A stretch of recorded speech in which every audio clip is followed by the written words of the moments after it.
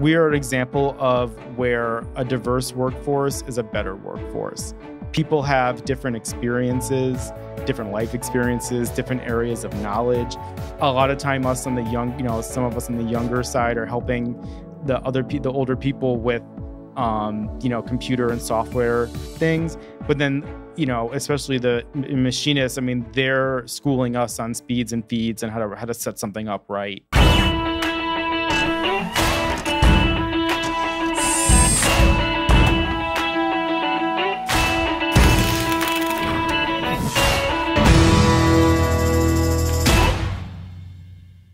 A quick interruption to remind you to like, subscribe, and rate this podcast so we can get your feedback and know how to make it better. Hey, it's Ari Santiago. Welcome to another exciting episode of the Made in America podcast. I am so excited today. We have Joel Camassar, owner and vice president of Chapman Manufacturing. They make a really unique product made right here in the USA that actually is manufactured in Connecticut and helps Connecticut manufacturers. Joel, thank you so much for coming on today. Yeah, happy to be here. Well, listen, man, it's the Made in America podcast. So we always start off with the same two questions. What do you make and why do you make it? We make small screwdriver sets. We've made essentially the same product since 1936. We still make them in Durham, Connecticut since around that time.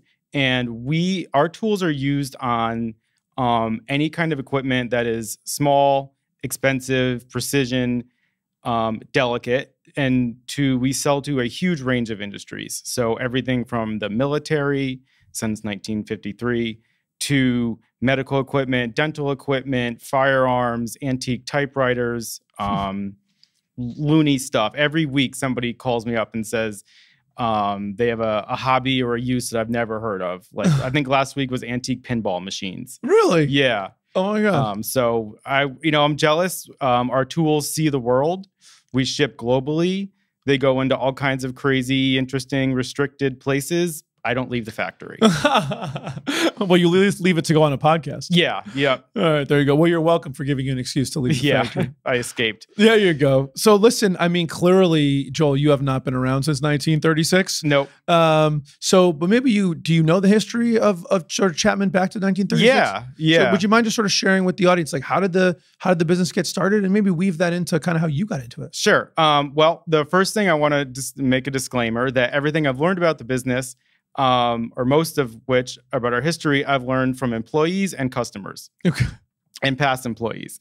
So no records were kept. It's a lot of hearsay. But the story goes that John Chapman started the business in his two-car garage, which I believe is still standing, which is right around the corner from the factory, its current location. And he was a tinkerer. So he created a little ratchet and some insert bits and started selling them. Don't know a lot about that period. He sold the business in the mid-60s to the second owners, who actually we purchased it from in 2010-ish. So they owned it from 65 to 2010. Oh, wow. Just two of them. There was a couple, Bill and Doris. They built the business from the two-car garage to where we are now. They did very, very well in the 70s and 80s before the import market came in. We have a lot of relics from that era that are still in the shop. And then we bought it in 2010. By that time, they were in their 90s, and the business was really a restart. It had really deteriorated. They had let it go, yeah. We still, throughout the 86 or whatever year period, we've always made very, high quality stuff. Our quality never went downhill, but literally everything else did. Okay. So what caused? So you guys got into the business, just really quick for those that are kind of listening. I like to listen, not see it, but it's really cool.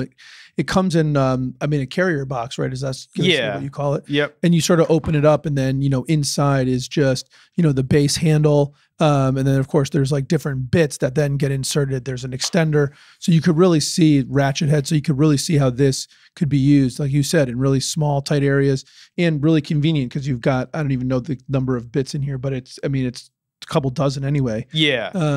So really kind of really awesome, awesome little product, and prominently featured made in the USA, which is pretty neat. Yep. Yep. So can we talk a little bit about the import market in, a lot of people faced the, kind of flood from especially the, East Asian markets, which I know is a big stressor, right? I mean, lots of tools were made here in Connecticut. Everyone knows about sort of the Stanley Works, Stanley Black and Decker. Tooling has been huge in Connecticut. People now also will know about Chapman if they didn't already. How did you guys kind of fend off that import swing? Well, when the import market really hit, I wasn't alive, so it was the previous owners, and they didn't. Their MO was to keep making the same thing and keep the prices the same.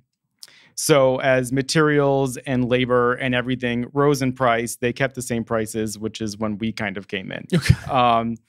So not the best solution. As of right now, we really don't compete with that market.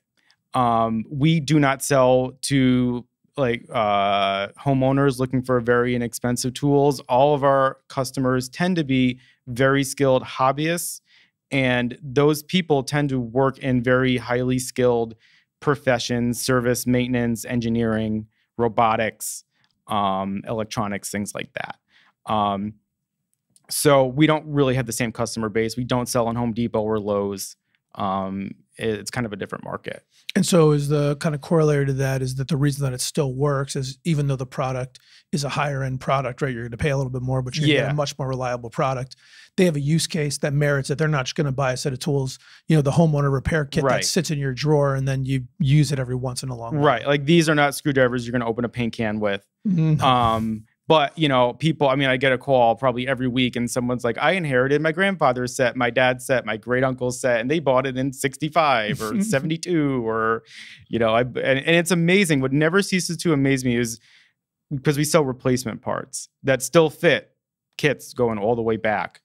And in fact, our ratchet is essentially the same since it was patented in 36. People remember where they bought their Chapman kit 50 years ago. Which, I don't remember what I ate for lunch yesterday, but they're like, it was 1973. I went to a gun show in, Bristol, Connecticut. It was sunny. And then I saw it and I wanted it and blah, blah, blah. And I've had it ever since. And now I'm giving it to my son, or I need a new one, or, Oh, wow. So it's definitely a multi-generational item. So given that the company was, purchased in 2010, roughly around 2010. I assume you weren't the one that purchased it. No. So that's a whole other long, convoluted story. I have to pay my mother some respect, actually. I will tout that she was the first and we believe only female foreman of the press room at the Hartford Courant. Wow. So she's worked in manufacturing her whole life. Every single business that she's worked for either went out of business or got sold and then went out of business.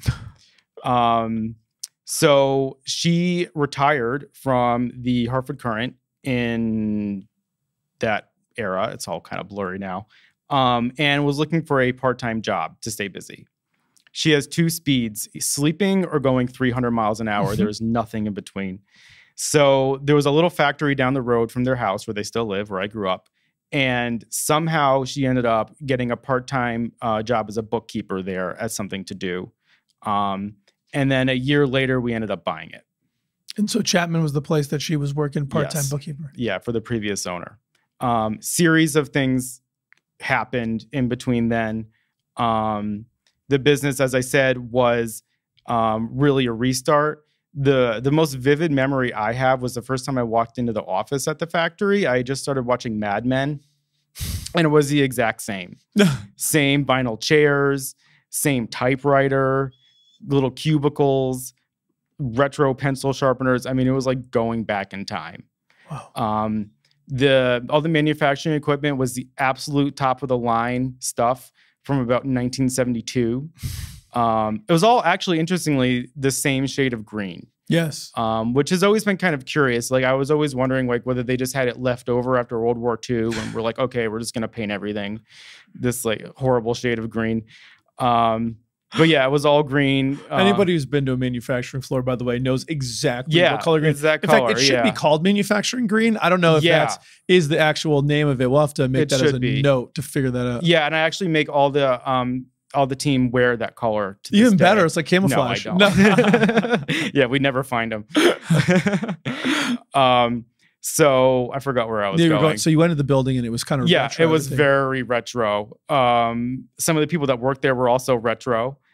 We had one lady who I have to bring up, Mary, who started in the summer of '66 and retired in 2016. Oh, wow. 50 years. Retired because of medical conditions. She did not want to. We did not want her to. We loved her. So she had a story about everything. She actually started at Chapman in the 2-car garage. Really? Yeah.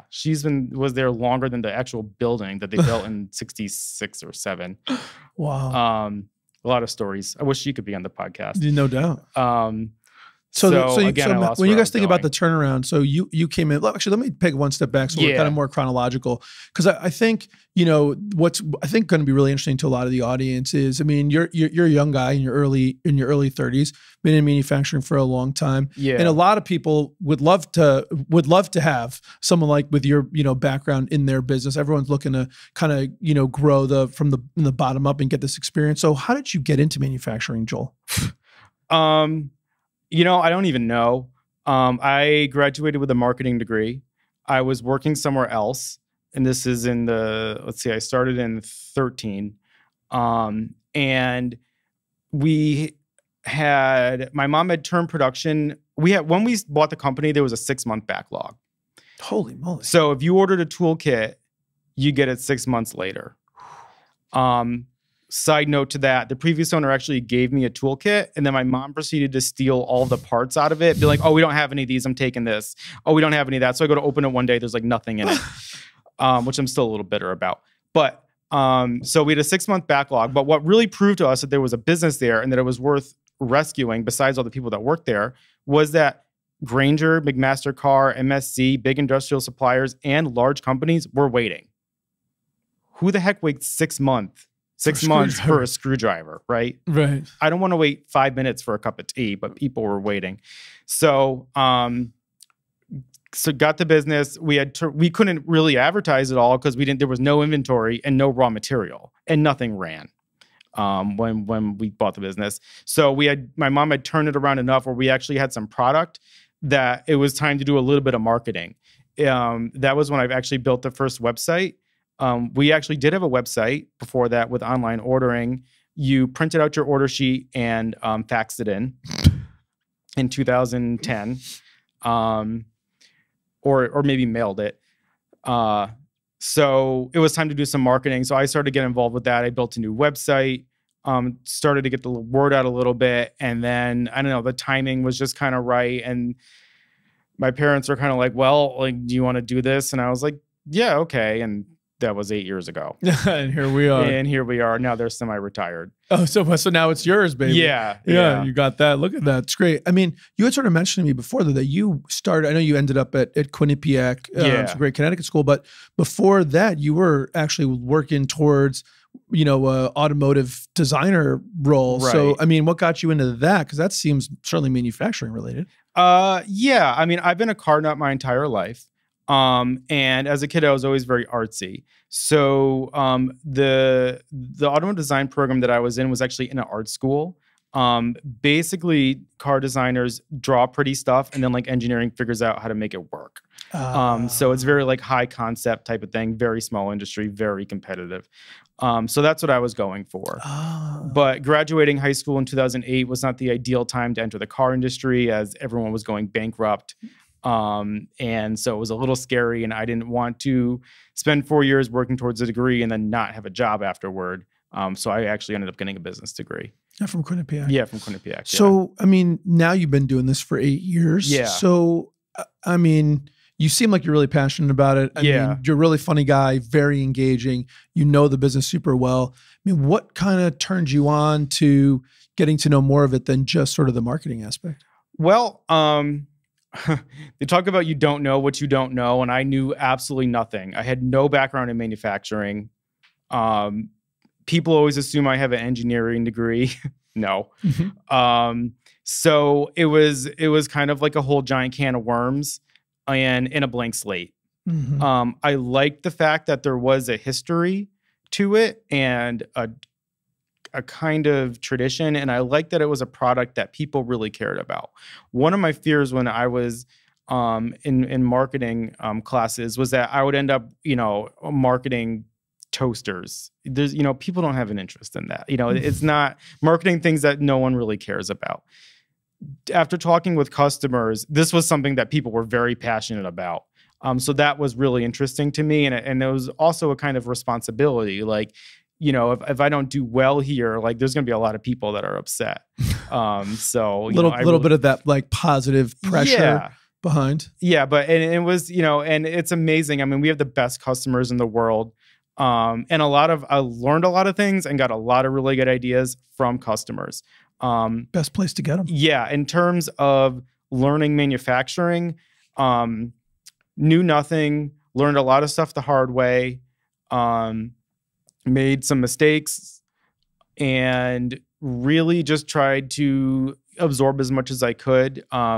We we actually purchased some new manufacturing equipment that I was responsible for running a CNC machine, first one we ever had. It was purple, not green. I was excited. And I had a 3-day crash course in how to run it, and I figured it out. Nice. With the help of with some of the guys at work who also knew a little bit more than me, not a ton. So that's kind of the Chapman way. And that's really how I am where I am now. So I'll just pull on something, I want to ask you about these ideas from customers, but I just think it's really fascinating. Maybe you could speak to, you got this marketing background, right? So demand generation, helping to grow the business, top line growth and all that stuff.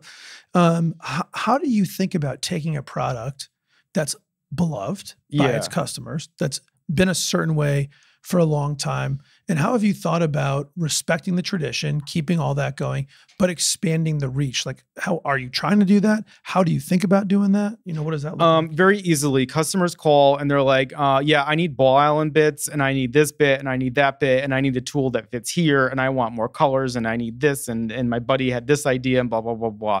And I take all that down and, and use that. I have a couple key customers that I'm in very close contact with that really help me out. And then people write in with ideas all the time. In terms of marketing, I built a website. We sell on, Amazon and eBay, the standard stuff. And I really just try to, our tools kind of have a retro aesthetic. And I try to continue that aesthetic visually, because I actually have a, background in graphic design. But in terms of marketing, I really don't do a lot. Our products sell themselves. And most of our business is from customer referral. So people just tell people about it and they get it.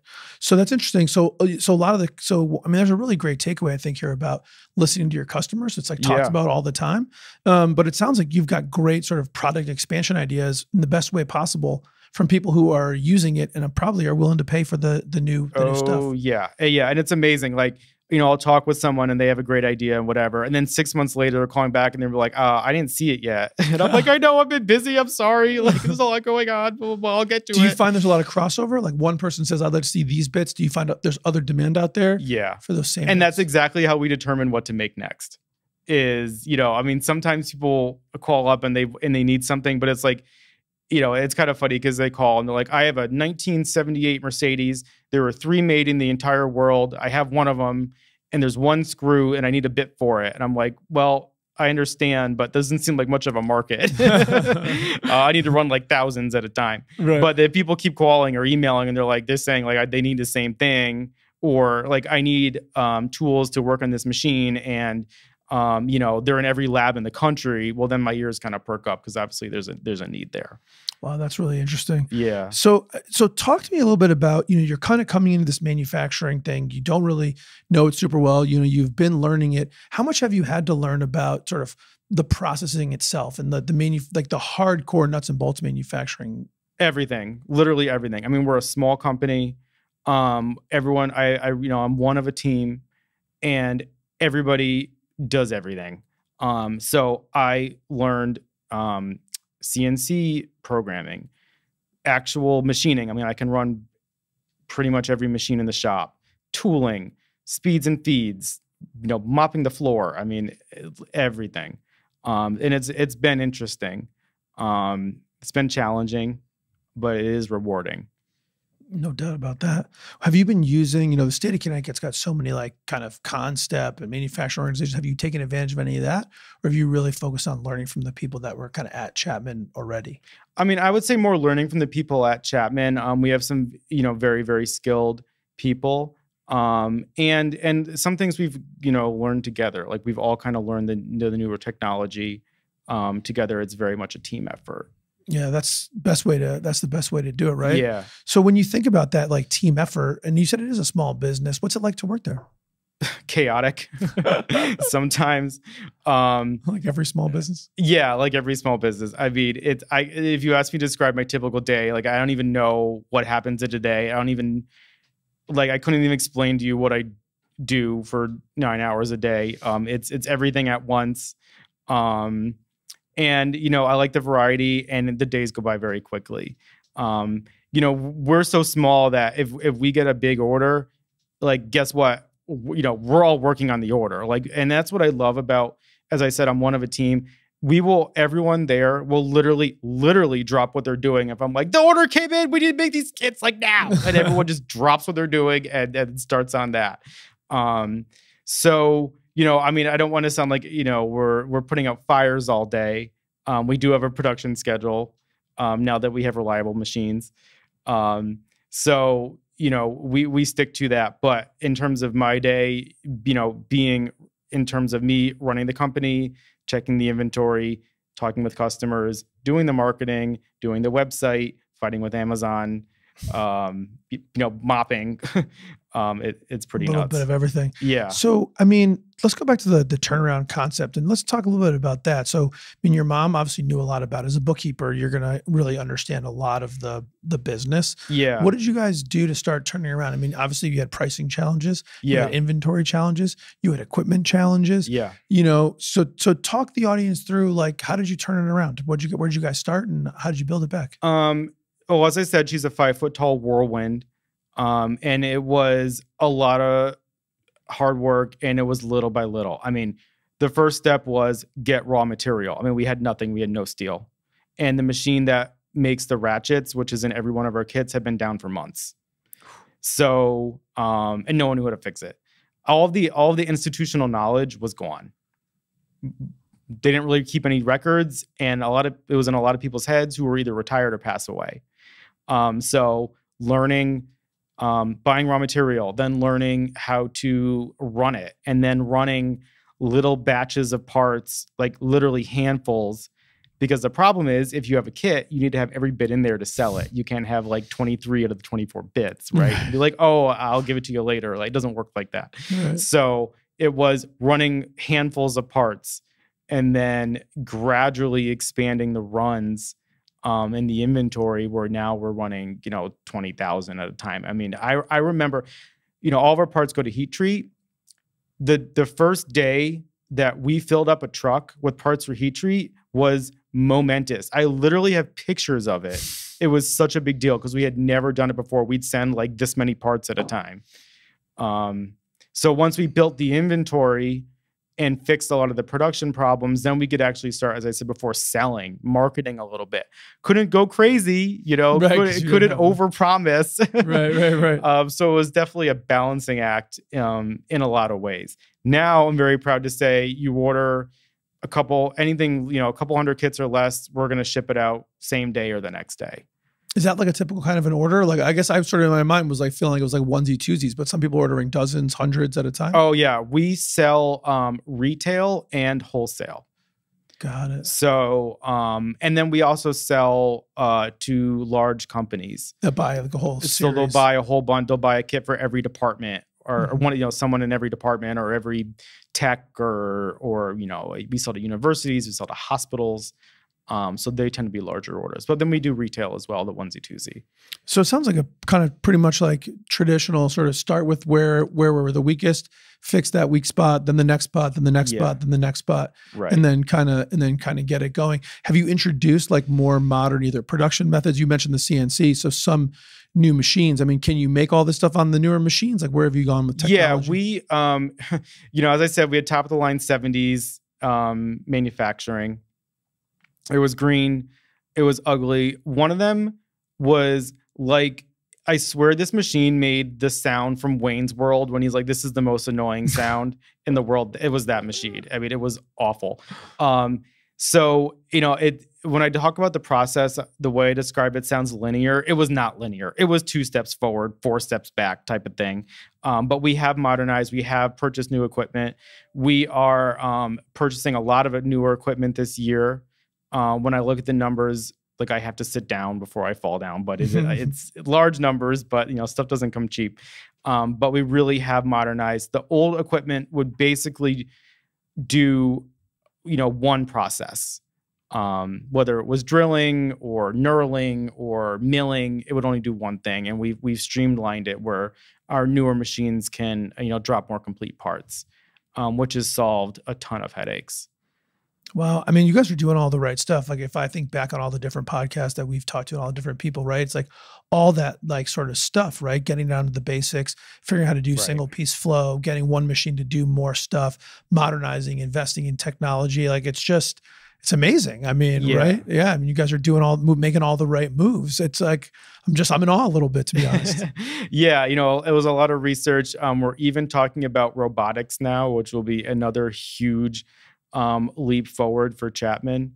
Again, something I know almost nothing about, but I'm sure I can figure it out. And, you know, I'm very proud to say that, you know, we haven't eliminated any jobs. What we are doing is with automation and becoming more efficient is making our lives easier and making so we can keep up with demand.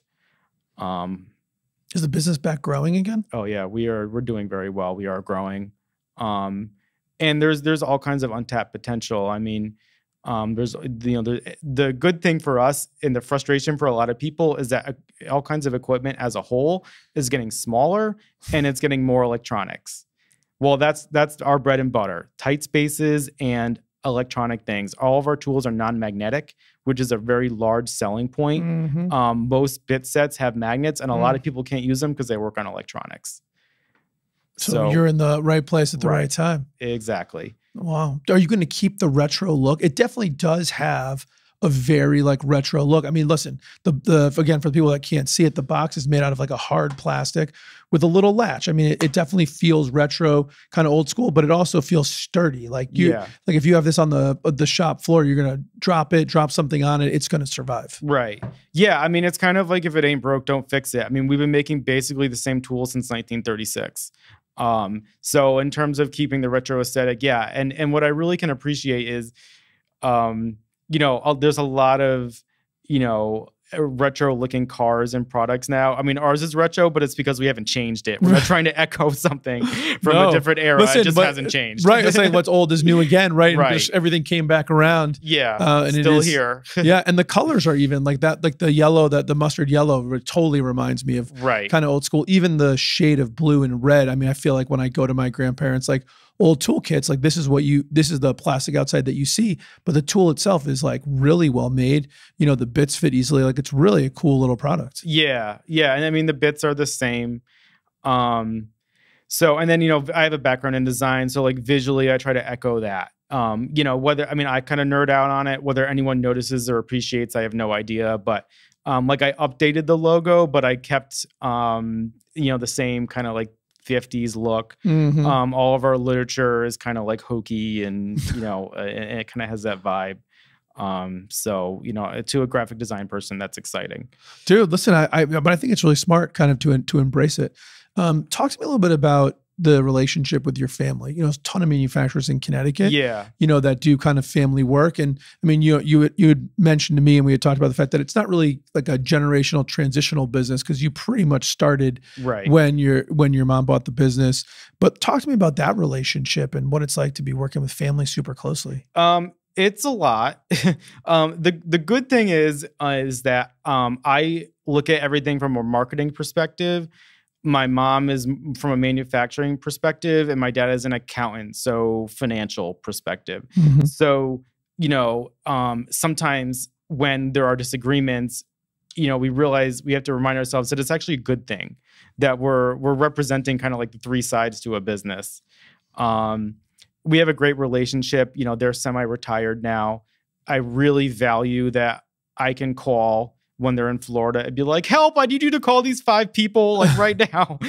Or just like, please order this. Like, I just can't get to it. Or like, this happened. And like, where was this guy's number? And blah, blah, blah. So that's great. Yeah. And it's certainly, email and FaceTime and everything makes it a lot easier if I'm just looking for something and I can't find it or whatever. How has it been your guys' sort of non-working relationship? How has it solidified it, changed it, stressed it? Oh, we can't be in the same room. No, I'm kidding. No, it's good. I'm an only child of, mostly Jewish parents. So there's definitely that connection. So you're used to a lot of sunlight. Attention right on you. Yeah, exactly. Yeah. I am here. This is my time. Everything I do is amazing. That's right. Yeah. So no, we have a great relationship. We do sometimes, we used to have cocktail hour after work sometimes, which was a lot of fun. We probably should do that again. Yeah. And go out to eat. So we have business lunches when we can escape sometimes. So there are little perks like that. That's really cool. But it's funny, even like, it could be, at a holiday, Thanksgiving or Hanukkah or whatever. And like, we're talking about like, well, we're low on this on inventory and like, we buy this machine and blah, blah, blah. I'm like, okay, stop. Focus on family time. Just like, would you separation carve the turkey, of church and state? please? Yeah. Nice. Trying to enjoy myself. That's great. I mean, do you feel like there's sort of was the relationship already really strong when you got into it? Is that what it's based on? Do you guys have like kind of set rules around, open communication? Because listen, there's no way you're going to work with somebody for 8 or 10 years and not butt heads ever. Especially especially the company's only like 15, 20 people. So you're going to be seeing each other a lot. Yeah. Especially lately more than anyone else. Yeah, for sure. No, specific rules. No, usually I'm the one that's like, I don't want to talk about this because the thing is I'm there all day, every day. So sometimes we're out to dinner and they're like, well, what about blah, blah, blah. I'm like, no, I'm clocked out. Like, let's talk about the weather. Like, I can't. You're setting the boundaries. Or like they're in Florida. They're like, it's 7 o'clock in the evening and they want to talk about production. And I'm like, absolutely not. So yeah, I'm the boundary setter. But what was the question? I just want to understand how you framed it up to sort of keep the separation of church and state healthy. Yeah, that's me. I'm the separation. And that's been working. That works, yeah. So talk to me about workforce. You're in manufacturing like everyone else. Workforce can be a challenge.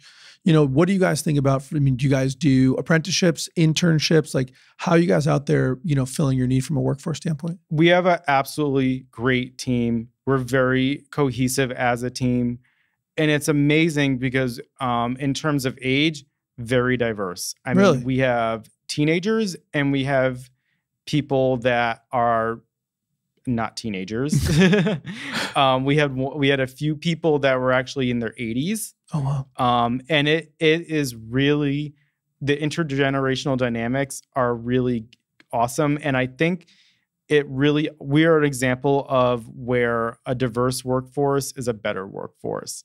People have different experiences, different life experiences, different areas of knowledge. A lot of time some of us on the younger side are helping the older people with, computer and software things. But then, especially the machinists, they're schooling us on speeds and feeds and how to set something up right, and things like that. We do have, I wouldn't say formal apprenticeships, but we have students come in. I've worked with a lot of them. And we've hired a few full time. And that's been very rewarding. It's always good to have younger people with the latest education and the latest ideas about how to do things, contribute. So, one of the nice parts about when a business is really small is you can get so much great feedback, right? You have so much close customer contact, Right. and you get so much feedback from all the different aspects of the business, right? Right. Do you have any strategies or techniques that you use to sort of make that happen? Does it just sort of happen organically? Like, Yeah, very organic. I mean, I can't tell you how many times, somebody on the team is like, well, why don't we do it this way? And I'm like, yeah, I should have thought of that before. It's amazing. We really try to take input from everybody. And we've come out with products that were, people that, team members' ideas. We've changed production processes. We've streamlined paperwork, and it's been really interesting. I think as an owner, some people feel like everything has to come from them, and that's really not the way it is. mm-hmm. And sometimes you need to just shut up and listen. Hell yeah. I mean, for that, absolutely. I always love the 2 ears, one mouth. They should be used minimally in that proportion. Yeah. But where did you learn that? I mean, I'm a little bit in awe personally, only because it took me 7 or 8 years of totally messing it up before I even figured out how to listen properly, how to really make the continuous improvement right, how to take the customer feedback the right way. I mean, it's obviously you're always trying to get better, but it took me a long time. It seems like you've picked it up super quickly. Well, when you don't know anything, it makes it a lot easier to listen, which is exactly where I started. So it's like that idea of start with the beginner's mind. You just, right you had to, because you had no other blank slate. Couldn't tell the difference between a drill and an end mill, or didn't think about steel. I mean, literally nothing. So yeah, didn't have much to talk about. So came in ready to learn, and then and then did learn. What do you think you've brought to the table? You obviously learned a lot, but you came with your own talents. Obviously, the marketing is sort of that product approach, the design work. Is that where you think you've been able to contribute the most to kind of make it happen? Where do you see kind of your little special ad? Yeah, I mean, there's a few things. Production and floor wise, I really, really enjoy organization. And color coding. They make fun of me because of it. They're like, oh, Joel's at it again, when they see me with a can of spray paint or the labels that are blue or whatever. Love that stuff. In terms of marketing, I think I brought a lot to the table. I mean, the few records that I have is I have a binder of all the ads that they used to run, like the 60s to the 70s. That we used to advertise heavily in trade magazines, magazines for, machinists, welders, whatever. None of these probably even exist anymore. We were on the cover of Popular Science in '68, I believe. Wow. Ran an ad. So they used to actually send you a physical copy of the ad. And then I guess someone would track, because I have these ledgers of how much business we got from that ad. Don't have any other records about that's pretty cool. That's like old school conversion rate tracking, though. It's pretty cool. Yeah, very old school. So whoever did it had beautiful writing. That's like the only record I have. Nothing about, how we ran stuff, when we started, when we stopped, who worked here, how, nothing like that. But I have this advertising thing. So, I mean, I started tabbing through this stuff and being like, well, I mean, this is cute, but like, it's never, I mean, print is not the way to go anymore, obviously. So, I've built 2 websites for us, and, that is something that I think I really brought to the table. I mean, the bar was kind of low because our old website, you had to print off your order form and then fax it in. So I really couldn't do much worse than that. But the website has been a huge bonus for us. I started an e-newsletter. I think I have like 12 or 15,000 people on that. Wow. And then we do all the social media and things. And that has provided a lot of growth from us. I think we're a company that people really, enjoyed and felt strongly about, but they didn't have a chance to interact at all. Yeah. And that's something that I brought. I try to respond to every comment on Facebook, and people tag us on Instagram, and people love to show, where they're working on, where they're using our tools. I mean, everywhere from Mongolia. I got a picture of a guy on the top of an oil rig with this Chapman kit. I know of it. There's at least 3 kits at the bottom of oceans. One is the Black Sea, and other one's the Mediterranean, where they either dropped overboard a ship. One fell out of a helicopter into the Pacific Ocean. So, that is something that people always like to share. Okay. And I can use that for marketing. It's our customers always want to see what other people are doing. You have to appreciate how lucky you are Yeah. to have a brand with that much brand affinity. I mean, Right. it's like Harley Davidson level of Right. customer engagement, which is awesome power. But, to sort of quote the Marvel comics, with great power comes great responsibility. And it feels like you've got a real responsibility to take what's old and grow that tradition in the future. I mean, you're giving yourself or not touting a ton of credit, but like just listening to you like on Facebook, getting quoted on Instagram, a 12 or 15,000 person newsletter of engaged customers.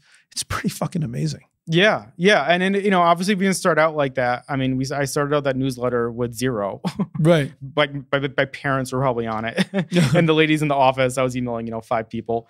But when you have a really good product, it markets itself. No kidding. So what's new? How do you do something new with this? Like, do you have any like? Well, let me tell you. Okay.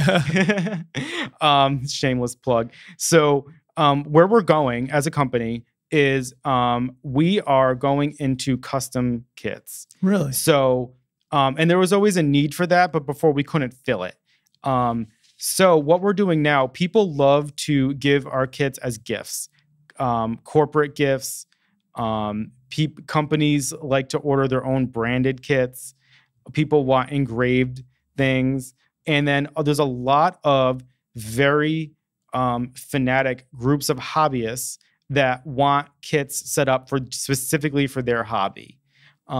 So that's where we're going. I came out with, and I should have brought one, I came out with beautiful wood kits made out of maple, hand finished, that we laser engrave. So we've done very well with that. People like giving those and getting them. A lot of people bought it for themselves and then bought them for someone else. For someone else too. Yeah, I've heard that a lot. So that's where we're going. In terms of all of our, in addition to all of our regular sales and wholesales, but that is something that I can offer that I don't think a lot of other people can. Like, where else are you going to get a custom screwdriver set with your name engraved on it, or specific to your hobby or use? No. Yeah. Not from Asia. So. No. Yeah, that's amazing. Yeah. So that's where being a small company and being responsive really has its advantages. Joel, it's really impressive. It's really, really good stuff. I do wish you had brought one of those maple kits off to come down and take a look at it down in Durham.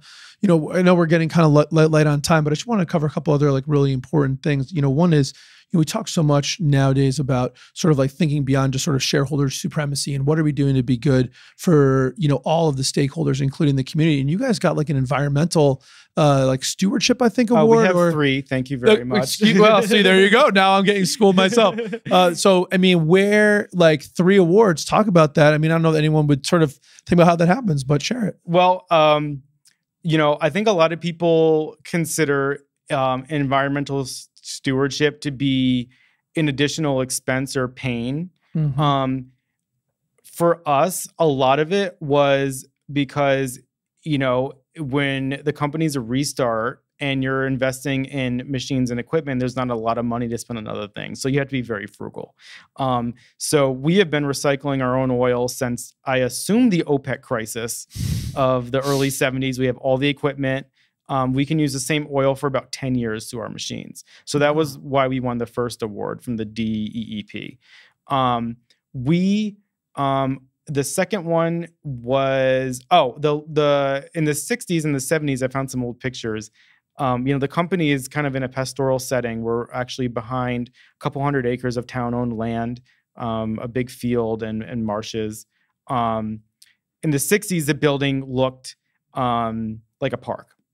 The previous owner actually lived over the factory.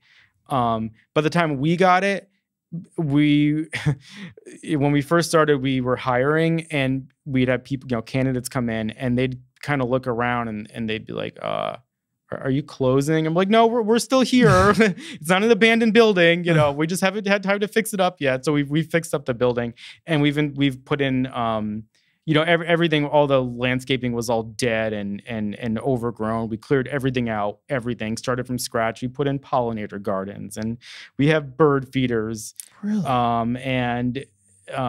We've really cleaned up. So we won a Green Circle Award for that. And then the third one, and this is kind of funny. This is a good example of being frugal. We have never bought packaging material. ever. Literally, we take all the shipments of stuff we get, take the bubble wrap out, and send it back out the door. Is that right? Yeah, people now with Amazon, especially now, we're all ordering stuff on Amazon all the time. People take the packaging, bring it into work. I mean, we shred all the shredding from the office. We put that in the boxes. So we won a Green Circle Award for that, which we're all kind of laughing about. But hey, I mean, it costs us nothing, and we're saving the environment. So listen. I mean, but I think those are sort of the great.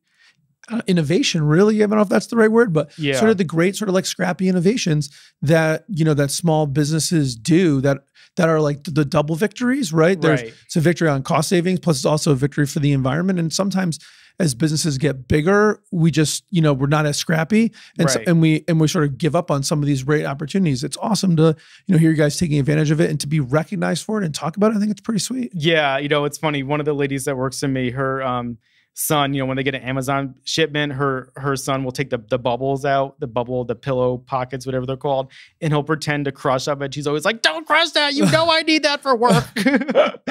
Don't you dare. I'm bringing it in tomorrow." And so it's become kind of a joke. But so we do a lot of things like that. I think scrappy would be the right word. I love it, dude. I think that's really smart. Just a couple more things before we kind of move to rapid fire round, which is, you've talked about investing and how this kind of tied back, I think, thought about buying new technology and all that stuff. What made me think about this again was just talking about being scrappy because, every business, and it doesn't matter what size you are, you have a limited amount of resources. Right. And so you have to make choices. You got to prioritize. And so when you're in a restart and there's so much to do and you're trying to do the landscaping and the pollinator gardens and all this stuff, right, which costs money, and you want to buy new machines, Joel, when you think about making those investments, how do you think about them? How do you know it's the right time to put into that new machine, to invest in the robotics? Like, how do you make those decisions? Well, a lot of the investments so far and historically have been like, well, that thing's dead. So since we have these parts to run, we're going to need to come up with something and like fast. Okay. So it's been more based on need. The decision was already made for us when the computer board, blew up. Right. That's happened several times. Ironically, almost at the end of the run of parts every time. It's like the machine almost made it and then was like, you know what, forget it. I'm done. Opportune time to blow up. Let's go. So, in terms of other investments, I mean, we are in the mode right now of trying to be more efficient, trying to condense machinery, condense, tooling, and eliminate hand feeding. When we started, there were so many things that were done by hand, and that just isn't efficient. It wasn't efficient then; it's less efficient now. And a lot of the jobs are pretty monotonous. Some people love it, some people hate it. We've eliminated the majority of that. So in terms of efficiency, it's really what makes sense for production. And then we also have a community focus. I mean, we do a lot of donating. We see ourselves as a part of the community. Manufacturing in the state of Connecticut, and actually Durham in particular, where we are, has a pretty bad rap for environmental reasons, understandably. So we're really trying to change that perception. So that's why I think there was a lot of emphasis on the gardens and the bird feeders and the some of the outdoor stuff. We have a little patio. We got a picnic table outside where people can eat lunch, to try to turn that around. It's kind of like a new era of manufacturing. There's no doubt about that. Do you feel like that messaging is working? Oh yeah, absolutely. I mean, we've had a few people, either the salespeople or suppliers or whoever, especially in the summer when everything's blooming, and they come and they're kind of like wondering whether they're in the right place. It's a garden shop. Yeah, exactly. Is this like a nursery? Like what is this? So yeah, it's surprising to a lot of people. But and then we've had some other people, some people told me like, hey, your gardens look really great. Like, we put one in our shop, or like, nice. We planted a couple things, make it look a little bit nicer. So that feels good. That does feel really good. And that's kind of how it all starts, right? If we all just kind of take care of our own little corner of the world and make it look nice and try and do our part, it's like it spreads, right? And other people kind of do their part. Do their own thing. Yeah, no doubt. Just two last things. I'll go to rapid fire. You know, one is you sort of talked about the diversity of your workforce being part of the strength of the workforce. Yeah. Can you just elaborate on that a little bit? I think it'd be great to hear your perspective, because something we've talked about on the podcast a bunch, just sort of about diversity and why that's in all its different forms and why that's great. And you mentioned it. So I'm just curious if you could elaborate on it. I think, and I can speak from personal experience where, you know, in college, we were, you know, did a lot of group work in my field, marketing, whatever, a lot of group projects. And sometimes, you know, a lot of us in college were same age, similar backgrounds, from the same area of the country, similar life experience. And, you know, I really think that we flubbed some things and could have done better creatively if, you know, there was someone with a different life experience or a different background. And, you know, that is a value. And it's also very interesting. We get into many conversations at work because we have people that speak all different languages. I have in the shop, we speak Polish, Spanish, Romanian, a little bit of French. So, you know, we're always asking each other like, oh, how do you say this in this language? Or like, how would you say that? And that brings up some like really interesting conversations, but it also, you know, people obviously didn't start out working for us. So they'll be like, oh, well, you know, you do it this way. But like in this shop I used to work for, like we used to make something totally different, but like we did this. And, you know, we could probably apply that here. And everyone's like, you know, yeah, that's a great idea. You know, if all your team has too similar in age, background, life experience, whatever, you tend to think the same way. Mm-hmm. And that isn't always necessarily a good thing. You get that like echo chamber effect. Right. Sounds like louder and louder, but it's just the same thing echoing itself. Right. Dude, that's great. And I think, has that been something that you've fostered intentionally, or it just sort of happened and then now you look back at it and take stock of it? Yeah, we didn't foster it. It was kind of happened organically. But, you know, not that we didn't foster it, but we also never discouraged it. We encouraged it. You know, we always say to people when they start, like, look, if you see something and you have a better way to do it, like, please let us know, you know, or if you have an idea, let us know, like, let's talk about it. So yeah, I do my best to encourage that. That's awesome, dude. Again, I mean, you've packed in a lot of learning in a really short period of time. It's super impressive.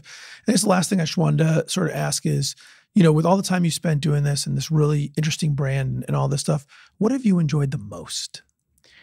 I really love, and this has happened many, many times, people will call up or their email. This happens very frequently. And they're just like, just got my kit. And sometimes they're like, you know, I've been a long-term customer. Other times they're like, oh, I never heard of you, but my buddy has one and he loves it, whatever. And they're like, I just want to thank you for making a great kit and making it in the USA. That's it. That's the phone call or that's the email. And that to me is so rewarding because it is not easy manufacturing in the US. And you know, all of our materials are US made too. It's a sourcing nightmare. I'm not going to lie. And it's frustrating. But when I get phone calls like that and emails like that, it really makes it worth it for me. The other thing that I really like about it is that this job has put me on like so many weird, strange adventures that I never thought I would do. I mean, everything from podcasts, you know, meeting Jay Leno and doing a video, driving a 26-foot box truck. I mean, just like weird things that, you know, robotics, things that I never really thought I would end up in. So, you know, the diversions are kind of interesting as well. That's a lot to like. That's a lot to like. That's really cool. Really, really appreciate your story. You ready for some rapid fire round of questions? All right, man, here we go. Red Sox or Yankees? Neither. Neither. All right. No baseball. Man. All right. Starbucks or Dunkin'? Well, used to be Starbucks, but now that Dunkin' has almond milk, I'm on the fence. You're on the fence. All right. Staycation or exotic destination? Exotic destination. iPhone or Android? iPhone. Sports car or SUV? Sports car. Do you have a favorite business book? No. I don't read business books. What's that? Never heard of it. There you go. More impressive that you learned so much stuff. If you could do something other than be an owner and VP at Chapman, it had to be something else, and it could be anything in the world, what would you do? I would be like one of those people on the HD TV that renovates houses, but not actually do anything, just like pick out tile and wall colors and stuff like that, and have the whole episode wrap up in like half an hour. Beautiful. What's one thing, Joel, that you learned early in your life or earlier in your career that you think helped propel you and prepare you for the success that you've had? I am ready for this question. My grandpa grew up, this is irrelevant, but I'm going to tell it anyway. Please. Harlem, 125th Street. I love Joe Pesci because my grandpa talked and it had the same facial expressions as Joe Pesci. I can't do his accent justice, but he would always say, everything you know is money in your pocket. Short, the most accurate thing anyone's ever said to me. I mean, if that was a religion, I'd subscribe. I mean, it's true. You learn something, you never know where you're going to use it, or it's going to come back later and be like, oh, I know about that because, 10 years ago I was doing a podcast or whatever. And that has proved true again and again and again. Everything you learn is money in your pocket. Yeah. Dude, I love that.